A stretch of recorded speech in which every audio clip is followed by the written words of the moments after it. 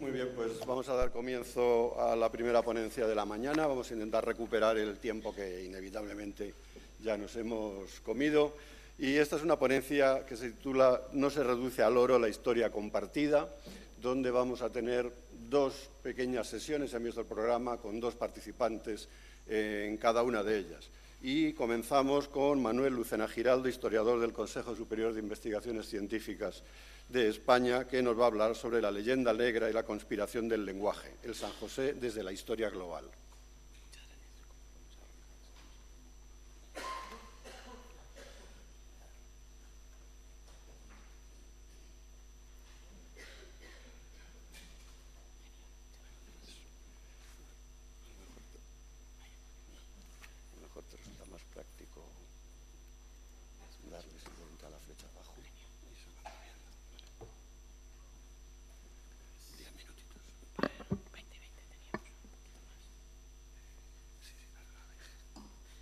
Buenos días. Es un enorme placer y un honor poder compartir estos minutos con vosotros, aunque después de la cita de Shakespeare de Jesús, un inglés un poco raro. Hoy vamos a ser españoles e ingleses, mexicanos, colombianos, de otros países un poco raros, ¿no? Globales, a fin de cuentas. Eso es imposible de mejorar, Jesús. Ya sabemos que todos los veranos nos cuentas que te has ido a un lugar de Segovia maravilloso a escribir, a seguir escribiendo tu novela. Estamos esperándola. Algún año de esto la vas a terminar. Gracias. Bueno, en la presentación que voy a tener el honor de contarles muy rápidamente, muy sumariamente, quería simplemente acercarme a un problema específico que tiene que ver con el uso del lenguaje. No tenéis más que hacer un repaso rápido al tipo de textos, de palabras, de argumentos incluso que se utilizan alrededor de lo que podríamos llamar el pleito del galeón San José. Y me gustaría, como historiador global, como historiador americanista, como investigador también del CSIC, del Consejo, acercarme a esta cuestión de la arqueología cultural y el uso y el debate de los términos, porque hay un tecnicismo terrible que yo creo que ya está latiendo en el comienzo de nuestro día de trabajo. Jesús ya lo había planteado. Tenemos que resemantizar los términos, y pido perdón por el uso del palabra, ¿no?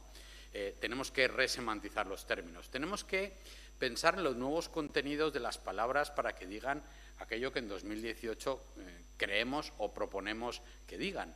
Y no podemos seguir comprando, asumiendo sin ningún tipo de planteamiento crítico, científico o periodístico, esas viejas palabras que fueron semantizadas en contextos completamente diferentes. Y en ese sentido, la primera imagen que yo les quiero proponer ver, yo creo que habla mucho de esta cuestión. Esta es una imagen alrededor del cuarto centenario del descubrimiento de América, 1892, y lo que hay allí es una ficción victoriana, evidentemente. Europa, esa pequeña y superpoblada península de Asia, empieza la expansión que va a llevar a los imperios europeos, en primer lugar los imperios ibéricos, y en última instancia a la primera globalización. Pero lo que hay de esta imagen, detrás de esta imagen, evidentemente, aparte de la jerarquía de mundos, ¿no? Y lo que tiene de implícito esa visión fuertemente etnocéntrica, no solamente de Occidente hacia el resto, sino del norte de Europa hacia el sur de Europa. Yo creo que eso es crucial tenerlo en cuenta. Detrás de ello lo que hay es una ficción victoriana. Hay un peso estricto del nacionalismo y de cómo pues el Imperio Británico en la segunda mitad del siglo XIX, cuando se inventan los términos imperialismo y colonialismo, que no existían antes, esas palabras, y esto es muy importante ponerlo hoy aquí, llamar atención sobre ello, cuando todo este edificio conceptual se pone en marcha. Vivimos, evidentemente, si hablamos de todo el campo semántico que hay alrededor del debate, y lo que hay en la legislación colombiana y en otras legislaciones, las respuestas de los chats de los periódicos en Colombia y en otros lugares, lo que se dice de una manera aventurada, esa mente arcaica que aflora con tanta facilidad detrás de este asunto. Yo querría señalar que vivimos de versiones romantizadas del siglo XIX. También nosotros, y este es el primer asunto, ¿no?, para poder poner en marcha una resemantización de los términos y saber cuál es la experiencia humana compleja que hay allí abajo en tantos océanos del mundo. Nosotros tenemos que empezar por deconstruir, desmontar nuestros prejuicios y nuestros estereotipos y resemantizarlo, saber realmente, como dirían en un colombianismo divertido, dónde estamos parados, ¿no? Dónde estamos en este momento en 2018. Y cómo y de qué manera, el término es de George Steiner, las verdades cansadas, que son los estereotipos, nos impiden pensar de manera compleja, que es por lo que servimos los historiadores, para contarles que el pasado es el futuro y que el que crea que el ser humano es algo sencillo, evidentemente está profundamente equivocado. Este cuadro maravilloso del Museo Naval, el primer homenaje a Colón, de José Garnelo y Alda, por supuesto evoca esa manera de entender la experiencia humana de los mundos españoles, de los mundos hispánicos, del Imperio Español y su sucesora, la monarquía borbónica española del siglo XVIII, también la nación española de ambos hemisferios, de la Constitución de Cádiz. España tenía reinos europeos y tenía reinos americanos, era una nación atlántica en ambas orillas del mundo atlántico, esto es el punto de partida. Es una construcción política extraordinariamente sofisticada la que hay detrás de estas imágenes inventadas. Nosotros también tenemos que entender qué es lo que hay allí. Y lo que hay allí, y este es el punto de partida de la versión del tesoro, es la reconexión de la globalización. La historia global se puede contar en dos brochazos. Más o menos unos 40.000 años antes de Cristo, hubo un continente entero, que luego desde 1507 se llamó América, que se desconectó de las grandes tendencias de la globalización. El mundo euroasiático, las civilizaciones hidráulicas de las que venimos todos, se concretaban en el desarrollo de la India, de la China o, por supuesto, del Próximo Oriente. Y, bueno, ahí se produce la aparición de la ciudad, de las clases sociales, de la tecnología, del excedente, del tiempo de ocio, lo que podríamos llamar la civilización humana en su último desarrollo.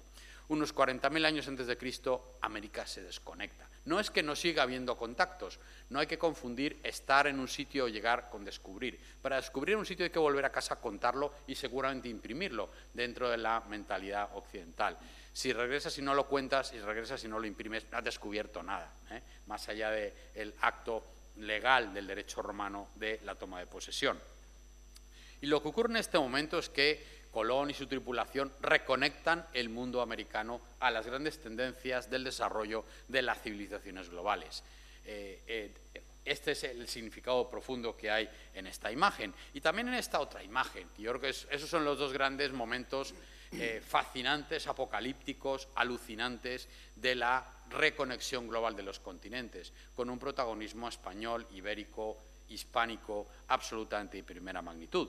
El regreso de Juan Sebastián Elcano a Sevilla en el maravilloso cuadro de Elías Salaverría de 1922, también en el Museo Naval. Y, por supuesto, recordemos 3 o 4 trazos de lo que hay aquí detrás. Se van 265 hombres, vuelven 19, luego van a venir algunos más, se van 5 barcos, regresa 1 y es una hazaña del capitalismo global incipiente, porque el beneficio de la búsqueda de las especias, y siempre son los productos de la economía del lujo lo que está detrás de las grandes expansiones marítimas hasta el día de hoy, vamos a dejarnos aquí de tener equivocaciones, lo que hay allí consigue financiar esa empresa alucinante. Por supuesto, los hechos épicos y heroicos son contados por quienes sobreviven a ellos de manera épica y heroica. Dentro de la heroicidad, la poética, la teoría literaria, las aventuras marítimas, se cuentan todos estos eventos extraordinarios, estas hazañas personales y colectivas. Así que, aunque la cosa no haya ido tan bien, la cuentan como si les hubiera ido divinamente. Cuando pensamos en los conquistadores españoles, siempre recordamos a Cortés, a Pizarro, pero se nos olvidan los 500 que no consiguieron llegar a ninguna parte, murieron de melancolía o murieron directamente en la empresa. Y también hay que decir los conquistadores mestizos, los conquistadores que fueron esclavos o los conquistadores indígenas, que a verlos, por supuesto, también los hubo. Esto nos plantea la cuestión que hay detrás, y es cómo ese hecho insospechado de los descubrimientos marítimos ibéricos y españoles ponen en marcha un imperio, el imperio español, que es el primer imperio global, que por supuesto es una estructura política, una manera de asimilar la enormidad de los territorios que se van integrando dentro de la occidentalización del mundo de manera insospechada.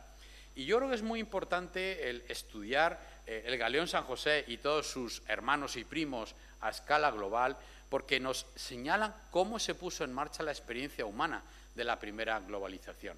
Quienes trabajamos con el estudio de los imperios, y aquí está Ana Crespo también del Consejo, por ejemplo, entre los muchos estupendos investigadores, nosotros estamos cansados de hacer la misma pregunta.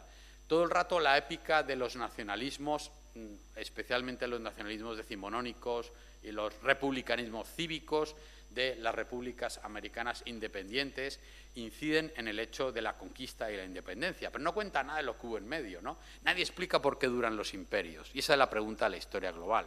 ¿Por qué duran los imperios? ¿O por qué hoy grandes protagonistas de las portadas de los periódicos son, y me temo que van a seguir siendo, imperios? ¿Qué distingue a los imperios en su manera de construir poder, de construir redes, de construir circulación, que eso es la globalización, de personas, de capitales, de tecnologías, de emociones o de cuerpos? Todo eso está detrás de la densidad de ese pecio, esa cápsula del tiempo, como denominó Jesús, ese monumento a todo aquello que es la herencia cultural de la que procedemos, gentes de muchísimos países, de muchísimos continentes, de muchísimos entornos, la experiencia humana densa, acumulada. Quiero subrayar denso aquí, hay un programa denso, y una necesidad de leer la complejidad que hay ahí abajo, esperando a ser leída para integrarla dentro de esta esfera y dentro de este nuevo punto de vista. Una imagen realista en ese sentido sería esta, la de George Brown en 1572, cuando Felipe II, el rey papelero, que presidía, como dijo recientemente un alemán, gran investigador, una máquina de calcular. El imperio de Felipe II era el Google de su tiempo, era una máquina de calcular. Un día cualquiera, Felipe II evacuó 180 cartas, informes y expedientes. La imagen de Felipe II que quizá podemos evocar en ese sentido es la de el hombre que tiene gota, que tiene dolor, que está destruido, y ordena a los científicos de la corte, que le obedecieron, a construir una máquina distinta, una especie de, bueno, silla de ruedas para gotosos, para entendernos, para seguir trabajando y seguir gobernando el mundo. Un imperio mundo y un monarca mundo. Un monarca mundo y un imperio mundo cuya capital, por cierto, no estaba en la España peninsular. La capital del imperio español era México, y hasta el final de la experiencia imperial española fue México, porque en la Nueva España se redistribuían los tráficos globales, repito, de personas, tecnologías, emociones, capitales y aventuras marítimas y rutas de navegación. A un lado estaba la China, que era el centro de la humanidad, como en nuestros días, y a la derecha estaba Europa. Y la Nueva España era el corazón del imperio, que era policéntrico y que tenía muchos tiempos en su interior, tiempos cíclicos y no tiempos lineales y evolutivos. Por eso, esta imagen de Brown es extraordinaria, porque cuenta la modernidad de la geografía, con los contornos de los continentes, con un mapamundi, pero también cuenta las genealogías, las plumas, los reinos, las provincias, los señoríos de los que procede todo el aparato político de la monarquía. Una monarquía compuesta o compacta, como definió también mi maestro John Eliot, una monarquía compuesta por agregación. Nada que ver con el nacionalismo. España es una nación anterior a los nacionalismos decimonónicos. Eso explica muchas cosas para quien quiera leer. Y volvemos a la cuestión de las imágenes recientes. Bueno, y a mí me gusta mucho señalar aquí, recordar que la leyenda negra es un invento reciente. Aquí andamos en algunos lugares siempre dándonos latigazos en la espalda con esta cuestión, pero recordemos que la leyenda negra es un invento del siglo XIX, del nacionalismo decimonónico, victoriano, es esencialista, excepcionalista y romántico. Como recordó Luis Español, gran estudioso de este asunto, la primera persona que utiliza en la lengua española el sintagma leyenda negra fue Emilia Pardo Bazán, y Julián Juderías, en el libro que él publicó, ahí tienen ustedes el desarrollo de la leyenda negra como interiorización exótica, perversa, romántica, maniquea de un término que designa la lucha de la propaganda entre unos imperios y otros. Si vamos simplemente al cuerpo diacrónico del español de la Real Academia de la Lengua, ahí podéis ver, no hay más que ver las columnas, como 1946, 60, 43, 49, ahí tenéis el uso del sintagma leyenda negra dentro de un cuerpo de uso del español en sentido histórico. Sigue cuidado con los anacronismos, porque no estamos hablando de gentes de una monarquía aislada, que pedía perdón por existir, acomplejada, sino por el contrario, de un problema mucho más contemporáneo. Aunque ya dijo Benedetto Croce aquello de toda historia es historia contemporánea. Y aquí voy ya a mis últimos 3 minutos, que tiene que ver con la tesis que yo quiero proponer. Creo que frente al pasado imperial español tenemos un bloqueo mental, lingüístico, emocional y epistemológico. Jesús adelantaba también que hay una cuestión educativa detrás. Bueno, pues como yo también soy profesor, desde luego creo que hay que asumir eso, pero hay que decir que los maestros y los profesores hacen un esfuerzo extraordinario para mostrar la complejidad, y disparar aquí al profesor es siempre lo más sencillo. Los profesores son héroes de nuestro tiempo, en mi modestísima opinión. Creo que es necesario relegar los términos de las historias nacionales decimonónicas y la leyenda áurea protestante, incluso la leyenda weberiana. Estamos en un tiempo postnacional y global y tenemos que entender que el pasado fue más complejo que nosotros, que el pasado fue más rico quizá que nosotros. La idea del evolucionismo nos lleva a pensar que somos menos bárbaros que los que nos antecedieron. Los bárbaros somos nosotros y hay que romper esas estructuras lineales, ¿no? En Brasil lo explican perfectamente con un chiste muy gracioso sobre la política en Brasil. Brasil es el país del futuro y por siempre lo será, dicen ellos. Bueno, pues nosotros creo que tenemos que pensar que el pasado es mucho más complejo y quizá mucho más rico que el tiempo que nosotros estamos viviendo. Hay que empezar metodológicamente siendo sanos y yo creo que es un buen arranque. La leyenda áurea protestante está detrás de todo esto, la reacción de los providencialismos WASP en Estados Unidos y en otros lugares contra una tradición cultural global de primer nivel, la primera verdaderamente global, como es la ibérica, española y portuguesa, y la española en particular. La globalización española es, por tanto, el marco de referencia, no el desarrollo posterior nacionalista del siglo XIX en adelante. Por supuesto, hay que olvidar los marcos cronológicos sin significado. Yo creo que pensar aquí en términos de descubrimientos, independencias, todo este lenguaje un poco de los tiempos de Adán y Eva, ¿no? Bíblico, genealógico, yo creo que no dice absolutamente nada. Lo que nosotros buscamos es recuperar la complejidad y la complejidad de la experiencia, vincularnos con el archivo de la experiencia humana global. Por eso estamos aquí. El uso de tesoro parte de la necesidad de justificar mérito, de lograr recompensa, es la épica de la conquista, no de la colonización. Insisto, el Imperio Español funciona bajo las perspectivas de la tradición mediterránea grecorromana. La globalización es el Mediterráneo expandido en diferentes escenarios oceánicos. La metáfora del Caribe como el Mediterráneo, el Nuevo Mundo, yo creo que aquí nos sirve perfectamente. Pero hay que dejar esto detrás. ¿Qué queda de los imperios? Una trama cultural, instituciones, lenguaje, modo de vida, capital simbólico e institucional. Seguramente hay también una necesidad de construir un entorno postnacional en el cual todos somos herederos de estos imperios y podemos, por tanto, dentro de la diversidad de nuestras demografías presentes y futuras, entender que somos el resultado de esa experiencia que tuvo mucho más de compasión, de amistad, de conversación, de traducción, bueno, emociones positivas, que de lados negros y melancólicos y pasiones frías, porque si no, no estaríamos aquí. Así que esto es una historia para ponernos optimistas. El capital riesgo, que es lo que está aquí detrás, se nutre de ese romanticismo, exacerba estas emociones fallidas y negativas y me suena el despertador. Es necesario un nuevo relato, creo yo, un patriotismo español, hispánico, de la autoestima y el respeto. Y termino aquí. Frente a esta imagen tópica de Francisco Pizarro, otra versión historicista del siglo XIX, bueno, pues seguramente un personaje fascinante. Por otro lado, creo que tenemos esta otra. En 2019 se cumplen 200 años de la apertura del Museo del Prado, la fundación del Museo del Prado. ¿Qué fue el Museo del Prado inicialmente? Una academia de ciencias para el gobierno de las Españas americanas y de las Españas europeas, no un museo de pintura. Y no quiero aquí añadir nada más a lo que he dicho ya anteriormente. Muchísimas gracias.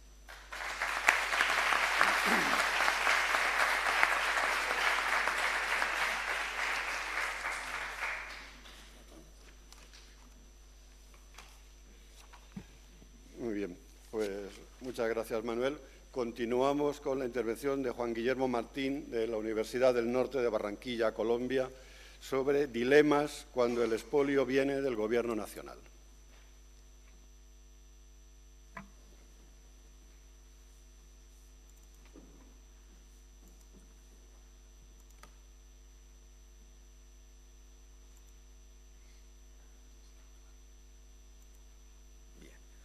Muy buenos días. Antes de iniciar, quiero agradecer a Jesús García Calero por esta iniciativa, por haber organizado este evento y haber conseguido reunirnos a varios académicos e investigadores de distintos países. Estoy muy honrado de estar compartiendo este evento con tan importantes colegas. Al Museo Arqueológico Nacional, o sea, para cualquier arqueólogo de cualquier nación creo que es un honor estar en un evento en el Museo Arqueológico Nacional de España. Para mí es un honor representar a Colombia en este evento. Y como lo mencionaba Jesús ayer en la tarde, cuando nos reunimos para conversar sobre el evento, hablamos sobre el desgaste que particularmente los colegas que hemos estado luchando sobre este tema del expolio del San José por parte del gobierno actual colombiano, hemos venido viviendo a lo largo de estos últimos años. Yo creo que eso hay que decirlo, es una lucha que por fortuna pues no ha sido solitaria, y hemos contado con el respaldo, con el apoyo y la participación de otros investigadores de otros lugares, de Portugal, de España, de Estados Unidos, de México, que han estado siguiendo y respaldando este proceso. Para mí, finalmente, esta no debería ser la ponencia que un arqueólogo colombiano hiciera de la arqueología colombiana. Para mí es una pena en el término español, triste, y una pena en el término colombiano de vergüenza de lo que está sucediendo en Colombia, no solamente desde el 2015, sino desde mucho antes, y por eso quiero hacer referencia a los antecedentes. Pues no voy a profundizar en el tema de la importancia del patrimonio arqueológico subacuático. Muchos de ustedes pues seguramente saben, por supuesto, cuál es la importancia que tiene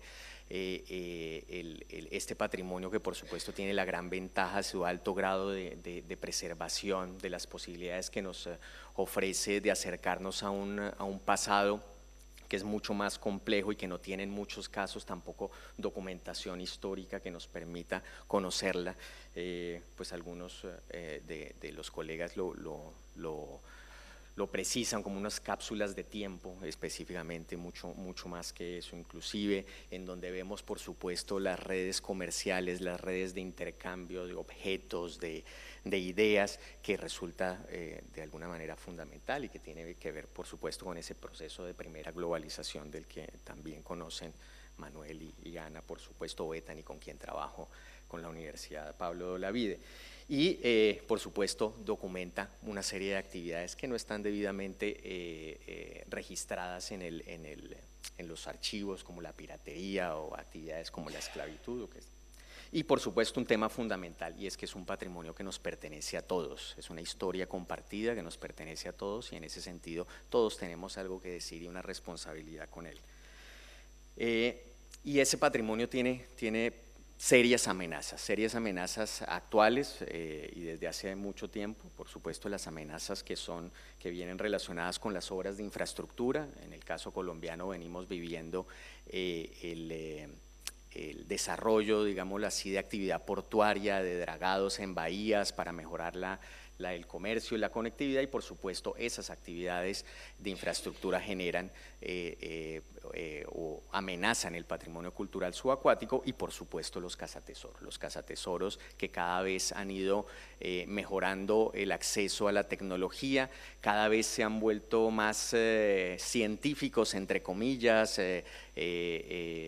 ostentando una tecnología que en algunos casos ni siquiera nosotros los científicos tenemos, que por supuesto en este caso van específicamente de lo que para ellos es valioso, lo que denominamos aquí, o que se hablaba de eso, de tesoros, esas cosas valiosas que pueden ser vendidas, que pueden ser subastadas, y finalmente pues la pérdida de una parte importante de nuestra historia, a partir de esta actividad. Allí en la imagen, en la de abajo, el equipo que saqueó el galeón San José, hundido en el Pacífico panameño en 1631, y lo que ustedes ven aquí es el barco que se utilizó con estos deflectores que generaron una destrucción ya irreversible, no solamente del pecio, sino también del ambiente natural en el que yacía este naufragio.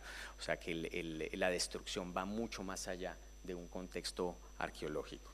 Y esto pues para lo que seguramente iremos viendo en el caso de llegarse a concretar el proyecto de APP del gobierno colombiano encabezado por este señor que está aquí, Roger Dooley, que como ven ustedes, aunque lo han querido negar desde el gobierno colombiano, es un cazatesoros, de vieja data, y ahí voy dando cuenta de su historial en la cacería de tesoros.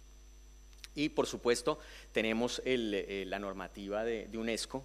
Colombia no la firmó ni se suscribió a esta convención.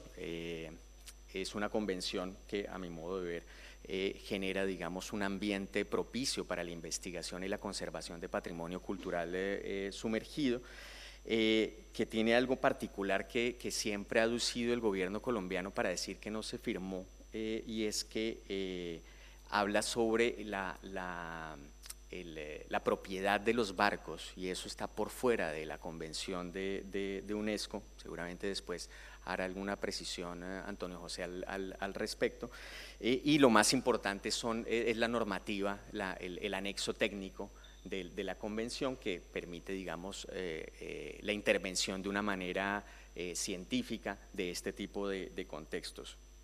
Ratificada ya por 60 países, 20 de esos de América Latina y del Caribe. La ministra de Cultura de Colombia, de España, se ríe y dice que esos son muy pocos países, que casi nadie ha firmado la convención de UNESCO. Yo creo que 60 países es un número importante de tener en cuenta en este asunto. Y para hablar sobre los antecedentes en Colombia de arqueología subacuática, voy a ser pues muy rápido, porque además es muy poca la historia que tenemos en investigación arqueológica subacuática. Se inicia en el 91 con un proyecto pionero de la Universidad de los Andes y el Museo Naval de Cartagena de Indias en el Bajo de Salmedina. En el 2001 se hace ya de una manera mucho más consistente por parte del Ministerio de Cultura, la Armada, estudiantes de la Universidad Nacional de Colombia, que hay uno de esos estudiantes que es el director de la Fundación Proyecto Navío, Juan Felipe Pérez, que ha seguido trabajando constantemente en este asunto. Y pues obviamente aprovecho para hacer la propaganda de parte de la Universidad del Norte, que en el 2012 y con la participación de un proyecto interdisciplinario del Centro de Investigaciones Oceanográficas, con el apoyo del ICANN en ese momento, del Instituto Colombiano de Antropología e Historia, asumimos un trabajo de investigación relacionado con el ataque del almirante Vernon de 1741 a Cartagena de Indias en la bahía de Cartagena.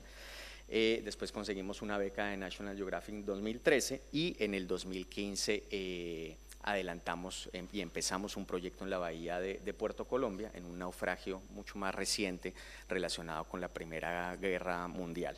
Ese proyecto específicamente, teniendo en cuenta de que todavía no cumplía 100 años y estaba por fuera de la normativa o de la legislación actual colombiana. En temas de leyes, y seguramente Antonio José también lo hará mejor más adelante, tenemos una gran cantidad de normativa relacionada con la protección de patrimonio cultural colombiano y patrimonio arqueológico. Allí, solo para mencionar algunos de esa normativa, pero las cosas que para los arqueólogos resultan fundamentales es que el patrimonio arqueológico es de la nación, es inembargable, imprescriptible e inalienable. Y estaba claro en esa normativa hasta el 2013 que incluía el patrimonio cultural sumergido.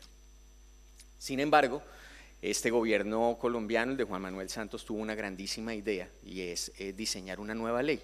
Desde el 2011 empiezan a trabajar en ella, en la ley 1675 de 2013, asesorada por Cazatesoros, y desconociendo la participación de académicos, de científicos nacionales e internacionales, que nos opusimos a esa ley, consigue inventarse esta ley que pretendía proteger, visibilizar y recuperar el patrimonio cultural sumergido. Así empieza la normativa. Después habla de unos criterios aplicables a este patrimonio sobre representatividad, singularidad, repetición, estado de conservación e importancia científica y cultural. Y rápidamente en esa ley que pretende proteger, dice que no es patrimonio cultural sumergido. Eso llama mucho la atención. El Ministerio de Cultura hace una ley para proteger el patrimonio cultural, pero rápidamente dice, ojo, hay algo que no vamos a considerar patrimonio. Cargas comerciales constituidas por materiales en su estado bruto, cualquiera sea su origen, tales como perlas, corales, piedras preciosas y semipreciosas, arenas y maderas. Los bienes muebles seriados que hubiesen tenido valor de cambio o fiscal, tales como monedas y lingotes, y las cargas industriales. Creo que no hay que hacer muchos comentarios al respecto. Todo, sí. Y bueno, reglamenta una serie de artículos de la Constitución Política de Colombia, y lo otro importante es que entonces abre la posibilidad para que empresas privadas, obviamente no lo pone en la ley como empresas cazatesoros, puedan intervenir, explorar y extraer aquello que no considera Colombia patrimonio. Y que por supuesto eso puede tener una remuneración de hasta el 50%. Eso para que quede claro, sin inversión. O sea, la gran ventaja de la ley, y que sigue utilizándola la ministra, y lo hizo el día de ayer, es que Colombia no invierte ningún peso en estos proyectos, que el riesgo, entre comillas, lo corren los cazatesoros. Y al año siguiente viene el decreto 1698 del 2014 que reglamenta la ley. Entonces mantiene, por ejemplo, el carácter consultivo de la Comisión de Especies Náufragas, en donde no hay un solo especialista, no hay ningún arqueólogo que haga parte de esta comisión. Los proyectos de arqueología preventiva o de arqueología de contrato quedan por fuera. Y solo para mencionar, en esos detalles técnicos que se exigen en el decreto reglamentario están que el coordinador del proyecto debe ser un arqueólogo subacuático. Aquí tenemos a Roger Dooley, que no es arqueólogo, no estudió arqueología, estudió oceanografía en Cuba, no es arqueólogo por ningún caso. Su experiencia es exclusivamente como cazatesoros, y que la empresa debe demostrar capacidad técnica e idoneidad, experiencia para realizar estos proyectos. Pues la empresa que está a cargo de la exploración es la Maritime Archaeology Consultants, que después se convierte en Switzerland en el 2016, y esa es su experiencia. 1 año, 2 años de experiencia. Esa es su larga trayectoria en este tema. Solo para mencionar que incluso la ley que se hizo, la normativa que hizo el gobierno colombiano, la terminan incumpliéndola, o la están incumpliendo en este momento. Y después, resultado de todo este proceso, viene en diciembre del 2015 el hallazgo del galeón San José.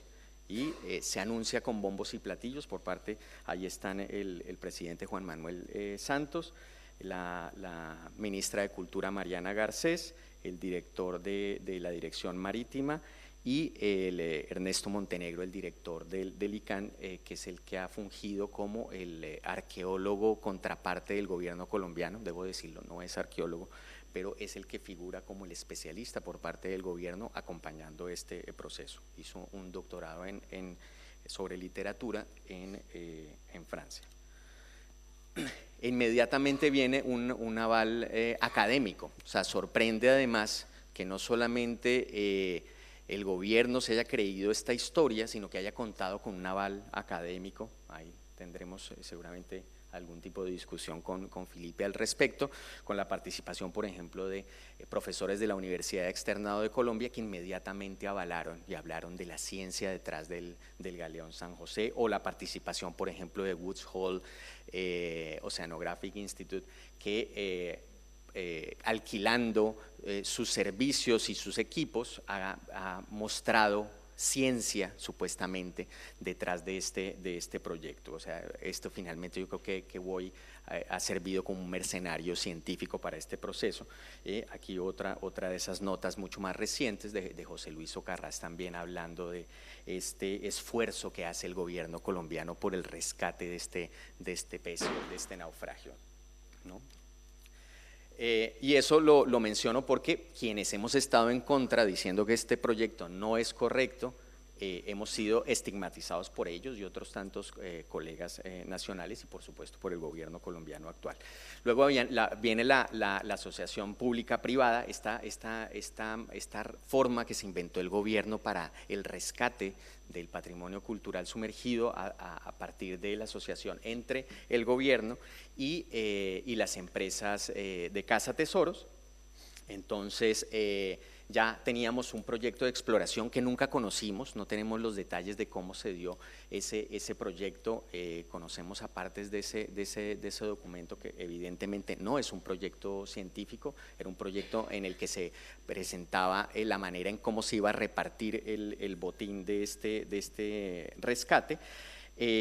Estaba claro que la empresa que se había presentado, que era Stamac, no contaba con el personal idóneo para adelantar un proyecto de este tipo, que no hay objetivos científicos, como lo hablamos anoche, que estuvimos conversando con Carlos y Javier al respecto, no hay objetivos sobre el proyecto, nunca nos han dicho qué es lo que queremos saber, incluso el director del ICANN alguna vez dijo que queríamos saber sobre la navegación del siglo XVIII y la arquitectura naval, pero hay que tener en cuenta que está claro que la estructura se va a quedar bajo el agua, el rescate solo va a ser de objetos, ese es otro asunto que tampoco se le ha dicho a la opinión pública.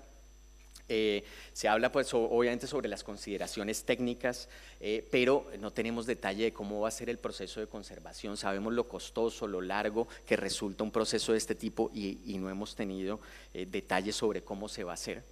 Y finalmente, como les mencionaba, el galeón, el pecio, el barco va a quedar bajo el agua, no está dentro de los planes de este proyecto reflotarlo, solamente su carga. Entonces, finalmente, el galeón que es de todos los colombianos, lo pongo entre comillas porque no lo he dicho yo, lo dijo el presidente Santos, el galeón de todos los colombianos se queda allá, en el fondo del mar. A pesar de que nos han dicho que somos egoístas, aquellos que decimos que es mejor que el naufragio se quede bajo el agua si no tenemos las condiciones para garantizar su conservación en el futuro. Decidimos emprender una reacción en contra de este proyecto desde hace algún tiempo a través de notas de prensa. Algunos periodistas en ABC de España pues hemos contado con mucha suerte, en la W Radio, Blue Radio, en El Espectador también, en Colombia han estado trabajando y poniendo digamos el dedo en la llaga sobre este asunto y hemos consolidado en este portal de la verdad sobre el galeón San José un conjunto de noticias que no han circulado en Colombia con mucha amplitud para que se conozcan detalles, sobre todo las investigaciones que han hecho José María Lancho, que está aquí presente, y Jesús en torno a la financiación de este proyecto que resulta fundamental entender para saber de qué se trata, ¿no? Y por eso pues después de este brochazo, de este resumen de los últimos años, que como les digo no empieza en el 2015 con el anuncio del galeón San José, sino que tiene sus antecedentes y está claro que hubo una política de Estado para este momento, cuando el presidente Juan Manuel Santos nos dice que el galeón San José es un patrimonio de los colombianos para los colombianos, yo no sé si creerle, yo no sé ustedes qué piensan después de esta presentación, yo particularmente no le creo. Muchas gracias.